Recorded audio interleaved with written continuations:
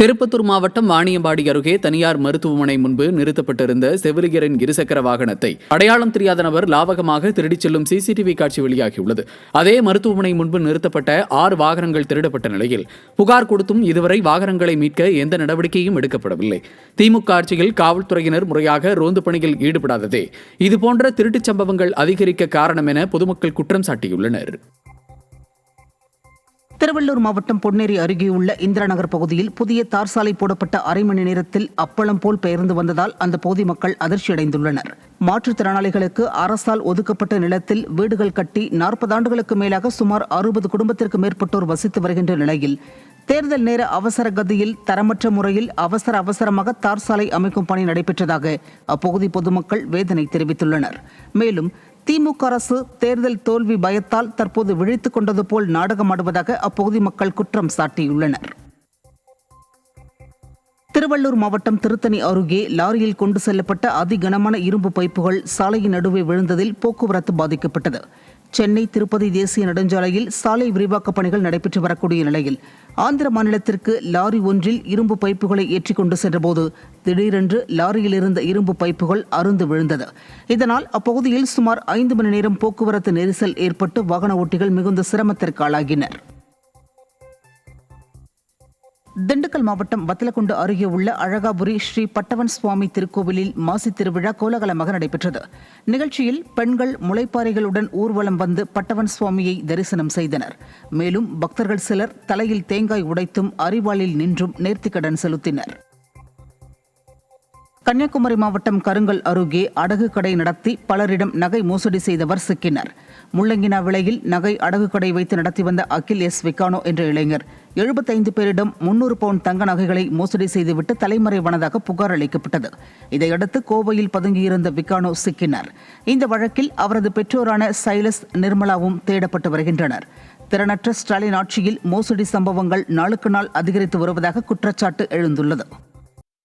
காஞ்சிபுரம் மாவட்டம் மாங்காடு காமாட்சியம்மன் ஆலயம் அருகே நிறுத்தப்பட்டிருந்த இருசக்கர வாகனத்தை அடையாளம் தெரியாத நபர் திருடிச் செல்லும் சிசிடிவி காட்சி வெளியாகியுள்ளது. பட்டப்பகலில் கோவில் முன்பு நிறுத்தப்பட்ட வாகனம் திருடப்பட்டது அப்பகுதி மக்களிடையே கலக்கத்தை ஏற்படுத்தியுள்ளது. திமுக ஆட்சியில் காவல்துறையினர் முறையாக ரோந்து பணியில் ஈடுபடாததே இதுபோன்ற திருட்டு சம்பவங்கள் அதிகரிக்க காரணம் என பொதுமக்கள் குற்றம் சாட்டியுள்ளனர். செங்கல்பட்டு மாவட்டம் கொண்டாங்கி கிராமத்தில் பேருந்து நிழற்குடை முறையான பராமரிப்பின்றி போதை ஆசாமிகளின் கூடாரமாக மாறியுள்ளதாக பொதுமக்கள் குற்றம் சாட்டியுள்ளனர். இப்பகுதியிலிருந்து வேலைக்கு செல்வோர், பள்ளி மற்றும் கல்லூரி மாணவர்கள் என நாள்தோறும் ஏராளமானோர் பேருந்து நிழற்குடையை உபயோகப்படுத்தி வரும் நிலையில் போதிய பராமரிப்பின்றி நிழற்குடை சிதிலமடைந்து மது பிரியர்களின் கூடாரமாக மாறியுள்ளதாக அப்பகுதி மக்கள் வேதனை தெரிவித்துள்ளனர். மேலும் திமுக அரசு ஊராட்சி நிர்வாக அதிகாரிகள் முறையாக ஆய்வு செய்து புதிய பேருந்து நிழற்குடையை அமைத்துத் தர வேண்டும் என அப்பகுதி மக்கள் கோரிக்கையை விடுத்துள்ளனர். சேலம் மாவட்டம் எடப்பாடியில் விமரிசையாக நடைபெற்ற மாசி மாத தீமிதி திருவிழாவில் பக்தர்கள் தீமிதித்து நேர்த்திக்கடன் செலுத்தினர். ஸ்ரீ ஓம் காளியம்மன் கோவிலில் மாசி மாத திருவிழா கடந்த வாரம் கொடியேற்றத்துடன் தொடங்கியது. இந்நிலையில் உடுக்கை மேளம் முழங்கியும் கும்மியடித்தும் அக்னிகுண்டத்தில் இறங்கும் தீமிதி திருவிழா தொடங்கியது. விரதமருந்தும் கரகம் சுமந்தும் வழிபாடு நடத்திய பக்தர்கள் அக்னிகுண்டத்தில் இறங்கி நேர்த்திக்கடன் செலுத்தினர். இந்த திருவிழாவில் ஏராளமான பொதுமக்கள் கலந்து கொண்டனர். திருவாரூர் மாவட்டம் மன்னார்குடி அருகே கிடப்பில் போடப்பட்ட தார் சாலை பணிகளை விரைந்து முடிக்க வேண்டும் என்று பொதுமக்கள் வலியுறுத்தியுள்ளனர். சின்னம்மா நகர் பகுதியில் 600க்கும் மேற்பட்ட குடும்பங்கள் வசித்து வருகின்ற நிலையில் புதிய தார் சாலை அமைக்க பணிகள் தொடங்கப்பட்டது. கருங்கல் ஜல்லி போடப்பட்ட நிலையில் தார் சாலை போடாமல் அரசு அதிகாரிகள் அலட்சியத்துடன் இருப்பதால் அந்த வழியாக செல்ல முடியாமல் பொதுமக்கள் பெரிதும் பாதிக்கப்பட்டுள்ளனர். எனவே கிடப்பில் போடப்பட்ட சாலை பணிகளை விரைந்து முடிக்க வேண்டும் என்று திமுக அரசுக்கு கிராம மக்கள் வலியுறுத்தியுள்ளனர். சென்னையில் மாற்றுத்திறனாளி பெண் மரணத்திற்கு நீதி கேட்டு காவல் நிலையம் முற்றுகையிடப்பட்டதால் பரபரப்பு ஏற்பட்டது. பாடி டிவிஎஸ் நகரைச் சேர்ந்த வாய் பேச முடியாத மாற்றுத்திறனாளியான சுனிதா தூக்கில் தொங்கிய நிலையில் இறந்து கிடந்தார்.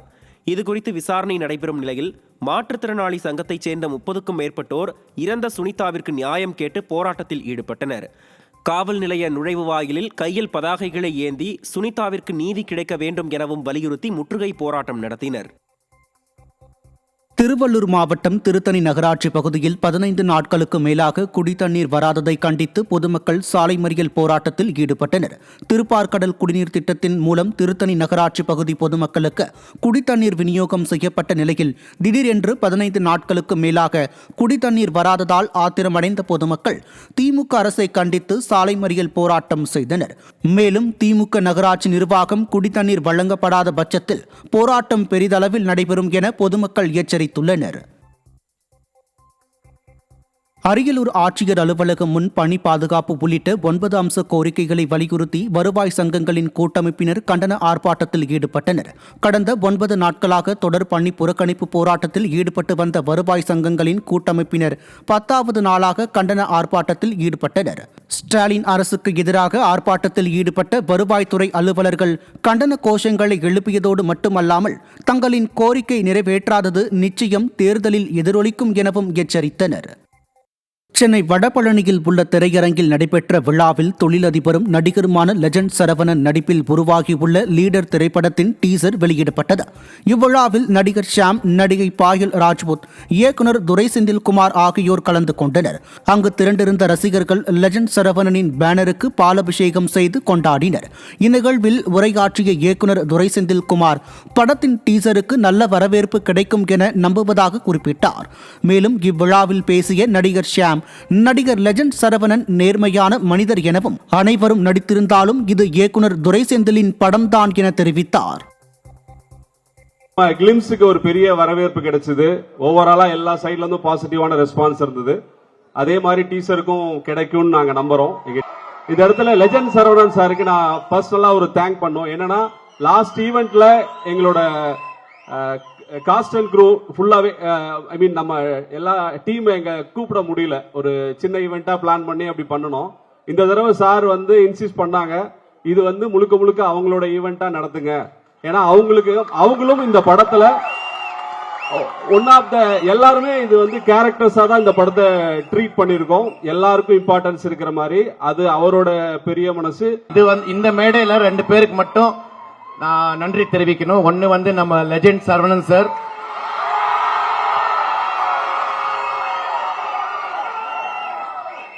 ஒரு ஒரு ஒரு உண்மையான ஒரு ஆள். அவரு is a very very genuine human being.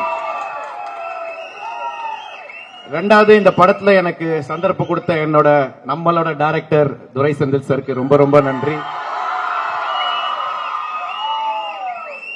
எல்லாரும் நடிச்சிருக்கோம். End of the day it is a director's film. It's a Durai Senthil sir's film. Trichy மாநகரில் கஞ்சா போதையில் நள்ளிரவில் சுற்றித் திரியும் கும்பலால் பொதுமக்கள் அச்சமடைந்துள்ளனர். இரவில் போதையில் திரியும் அக்கும்பல் வழிப்பறி, பொது சொத்துக்கள் சேதம் என பல்வேறு குற்ற செயல்களில் ஈடுபடுவது குறித்து பலமுறை புகார் அளித்தும் நடவடிக்கை எடுக்கவில்லை. இந்நிலையில் பெரிய கம்மாள தெருவில் நள்ளிரவில் புகுந்த போதை கும்பல் காளிகா பரமேஸ்வரி கோயிலில் வைக்கப்பட்டிருந்த பேனரை கிழித்தும் சாலை ஓரத்தில் இருந்த குப்பைகளை எங்கு பார்த்தாலும் வீசிய சிசிடிவி காட்சிகள் வேகமாக பரவி வருகிறது. இதற்கெல்லாம் தமிழகத்தில் காட்டு தர்பார் ஆட்சி நடப்பதே காரணம் என விமர்சனம் எழுந்துள்ளது. புதுக்கோட்டை மாவட்டம் கல்லாக்கோட்டை கிராம சாலையின் நடைபாதையில் அனுமதியின்றி தனியார் சோலார் நிறுவனம் ஒன்று மின்கம்பங்கள் அமைப்பதை தடுத்து நிறுத்த கோரி பொதுமக்கள் சாலை மறியலில் ஈடுபட்டனர். கந்தர்வக்கோட்டை பட்டுக்கோட்டை இடையிலான சாலையில் மறியலில் ஈடுபட்டவர்கள் தற்காலிகமாக போராட்டத்தை கைவிட்ட நிலையில் தங்களின் கோரிக்கைகள் நிறைவேற்றாவிட்டால் மிகப்பெரிய அளவில் ஸ்டாலின் அரசுக்கு எதிராக போராட்டத்தில் ஈடுபட போவதாக எச்சரித்தனர். இதெல்லாம் எதுக்காக அமைக்கிறாங்கன்னா, தனிநபருக்கு சேர வேண்டிய இழப்பீடு தொகை லட்சக்கணக்கில் இருக்கிறதுனால அதை மறைக்கவும் மறுப்பதற்காகவும் அவங்க இந்த மாதிரி பண்ணிகிட்டு இருக்காங்க. இது குறித்து மாவட்ட ஆட்சியரிலிருந்து கீழே இருக்கக்கூடிய கிராம நிர்வாக அலுவலர் வரைக்கும் பல முறை பல நபர்களால் புகார் அளித்து எந்த விதமான நடவடிக்கையும் எடுக்கலை. அதனால் இன்று கல்லாக்கோட்டை கிராம மக்கள் சார்பாக போராட்டத்தில் ஈடுபட்ட போது, சாலை மறியல் போராட்டத்தில் ஈடுபட்ட பொழுது காவல் ஆய்வாளர் அவர்கள் இது குறித்து போராட்டம் குறித்து அவங்க ஒத்தி வைங்க, நாங்கள் சரியான நடவடிக்கை எடுக்க சொல்கிறோம் அப்படின்னு சொல்லியிருந்தாங்க. அவங்களுடைய பரிந்துரையால் தற்காலிகமாக நிப்பாட்டி வச்சுருக்கோம். கடலூர் மாவட்டம் புவனகிரி அருகே மிராலூர் வாண்டையார் குப்பத்தை இணைக்கும் இணைப்பு சாலை 3 ஆண்டுகளுக்கு மேலாக கற்கள் பகிர்ந்து அலங்கோல திமுக ஆட்சிக்கு சாட்சியாகி நிற்கிறது. 2 கிலோமீட்டர் தூரமுள்ள அந்த சாலை நடந்து செல்லக்கூட லாய்க்கற்ற நிலையில் உள்ளதால் வாகன ஓட்டிகள் அவதியடைந்து வருகின்றனர். இத்தகைய மோசமான சாலையின் அவலம் குறித்து பலமுறை புகார் அளித்தும் திமுக அரசு அலுவலர்கள் நடவடிக்கை எடுக்கவில்லை என்றும் சாடும் மக்கள் அந்த சாலையை விரைந்து சரி செய்யவில்லை என்றால் வரும் தேர்தலில் தக்க பாடம் புகட்டப்படும் என எச்சரித்தனர். தாம்பரம் இரும்புலியூரில் கோவில் நிலத்தில் புதிய விளையாட்டு மைதானம் அமைத்த திமுக அரசுக்கு கடும் கண்டனம் எழுந்துள்ளது. அரசு நிதியில் கட்டப்பட்ட அந்த மைதானத்திற்கு ஸ்காட் கிரவுண்ட் என அச்சிடப்பட்ட பேனர் வைக்கப்பட்டதை கண்ட பொதுமக்கள் இதன் மூலம் அரசு பணத்தில் கட்டப்பட்ட மைதானத்தை தனிப்பட்ட சொத்து போல் காட்டுவது போல் உள்ளதாக கூறினர். மேலும் திமுக சட்டமன்ற உறுப்பினர் SR ராஜாவின் ஆதரவாளரான TGR பாபுவிற்கு அதிக முக்கியத்துவம் அளிக்கப்பட்டதாகவும் குற்றச்சாட்டு எழுந்தது. அத்துடன் மைதானத்தில் மாணவர்களை விளையாட விடாமல் திமுகவினரை ஆக்கிரமித்து வைத்துள்ளதாகவும் புகார் எழுந்துள்ளது. தருமபுரி மாவட்டம் பென்னாகரம் அருகே 2 கோயில்களின் வழிபாதையை தனிநபர் ஆக்கிரமித்ததை கண்டித்த கிராம மக்கள் சாலை மறியலில் ஈடுபட்டனர். பெரிய கடை கிராமத்தில் இருந்து வனப்பகுதி கோயில்களுக்கு செல்லும் பாதையில் இருந்த தனிநபருக்கான பட்டா நிலத்தை ரவிச்சந்திரன் என்பவர் விலைக்கு வாங்கி கம்பி வேலி அமைத்தது குறித்து பலமுறை புகாரளித்தும் நடவடிக்கை எடுக்காமல் இருந்தது. இந்நிலையில் வழிபாதையை மீட்க கோரி பென்னாகரம் மேச்சேரி செல்லும் சாலையை மறித்த மக்கள் போராட்டத்தில் ஈடுபட்ட போது ஸ்டாலின் அரசின் காவல்துறையினர் அவர்களை வலுக்கட்டாயமாக தூக்கி வாகனங்களில் ஏற்றியது அப்பகுதியில் பரபரப்பை ஏற்படுத்தியது. இந்த முதுகமட்டி கிராமத்துக்கு காட்டுக்கு போகக்கூடிய பல்வேறு வழிகள் இருக்குதுல்ல, பல கோயில்களுக்கு போக வேண்டியதெல்லாம் இருக்கு. அந்த கோயில் வழியும் இல்லை பொதுத்தனம் போகிற வழியும் தடுத்துட்டாரு. அந்த சம்பந்தமாக தான் கலெக்டருக்கும் CMக்கும் எல்லா அதிகாரிகளுக்கும் மனு கொடுத்தோம். மனு கொடுத்து 2-3 மாதமாக கூட வெயிட் பண்ணோம். ஆனால் வெயிட் பண்ணி இது வரைக்கும் எதுவும் வரல. கடைசியாக மறியல் போகிற சாலை மறியல்னு சொல்லி அறிவித்தோம். இப்போ அறிவித்ததுனால இப்போ இந்த பிரச்சனை வந்து இப்போ எல்லாரையும் அரெஸ்ட் பண்ணிட்டு இருக்காங்க.